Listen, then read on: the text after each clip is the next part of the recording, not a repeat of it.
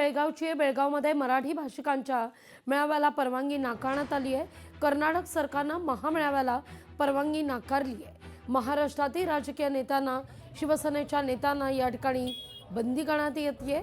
कोल्हापूरमध्ये ठाकरेंची शिवसेना चांगलीच आक्रमक झालेली आहे। कर्नाटकच्या बसेस ठाकरेंच्या सेनेच्या कार्यकर्त्यांनी रोखून धरलेल्या आहेत। या सगळ्याचा आढावा घेतला आपले प्रतिनिधी सतेज औंधकर यांनी। कर्नाटक सरकारचं आज अधिवेशन आहे ते बेळगावमध्ये सुरू होते आणि याच अधिवेशनाला विरोध करण्यासाठी खरं तर महाराष्ट्र एकीकरण समितीच्या वतीने एक महामेळावा आहे तो घेण्यात आलेला होता आणि त्याला परवानगी आहे ती कर्नाटक सरकारनं नाकारल्यानंतर कोल्हापुरात शिवसेना उद्धव बाळासाहेब ठाकरे पक्ष आहे तो आक्रमक झाल्याचं आपल्याला पाहायला मिळते। आपल्यासोबत शिवसेनेचे नेते आहेत, त्यांना विचारूयात काय नेमकं आज या आंदोलन करण्याचा उद्देश आहे। ज्या मैदानावर आज महामेळावा होणार होता त्या ठिकाणी या कर्नाटकच्या DSP आणि कलेक्टरने त्याची परवानगी नाकारली आहे। लोकशाहीमध्ये मेळावा घेण्याचा अधिकार आहे।